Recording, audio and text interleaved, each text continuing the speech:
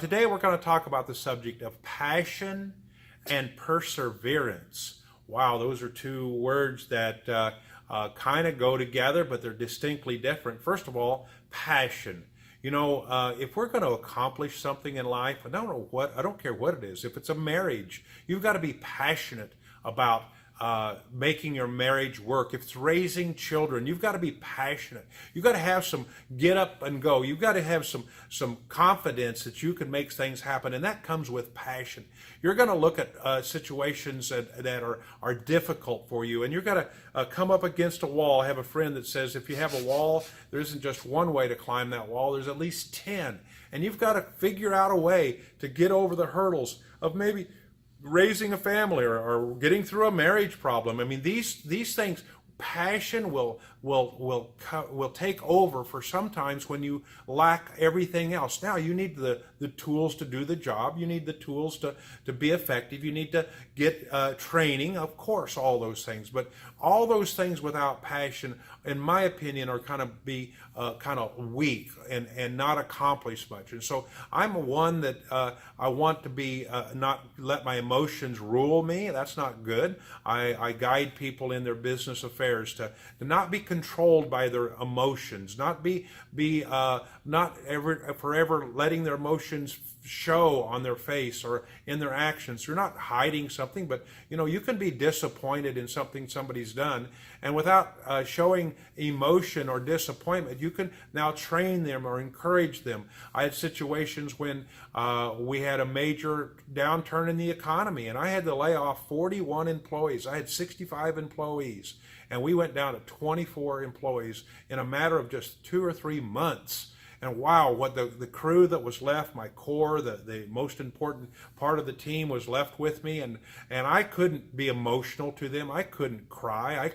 I wanted to, but I came around a table, and our 5 most core people, our office people, and I said, man, we are going to make this work. There is no option for me. I will make this work. It will work. I had a passion to make it work. I saw that in my dad. He had a passion to initiate things on the farm and the ranch. He was always willing to go outside the box just a little bit, to do not always what everybody else was doing, but some of the things that he thought would be helpful or good. He took risk. That was the passion that he had. Now, on perseverance, that a lot of time is just sticking with it. We have in the economy of any kind of a business, there's going to be ups and downs, highs and lows. And when we have everything going fine, you got plenty of money coming in, you've got plenty of jobs coming in, hey, that's pretty easy. But what happens when it drops down and you have to persevere? You cannot quit. I had an attitude when I had the moving and storage business. That's where we move furniture. We moved furniture, and I owned that for 17 years. I still can't believe that I owned it that long. I don't want you to own one. I would never recommend it. It was a tough business. But one thing I had was perseverance. My bank knew that. There was times when I couldn't pay a loan, or I'd talk to my bank and say, hey, things are not good. But they hung with me. They didn't always give me a loan, but they knew I was considered the scrapper. That means I was willing to get down there and make it happen, and I was going to persevere through the tough times. I can remember, again, my dad. I hope you don't mind me telling these stories about my family, but my dad was a farmer and a rancher, as you well know by now, and they're not very emotional. They didn't tear up and cry a lot. In fact, in all of my life, anytime I could hear or think of my dad, only 2 times, only twice did I see a tear come out of his eye, and it came rolling down to about right there, and that's all the tears he had. He wasn't emotional, but he was very, very sensitive at this point. And one of those 2 times was when he was almost sure that he had come to the end and was going to lose the farm. He had banked everything on a growing cattle market and it went down.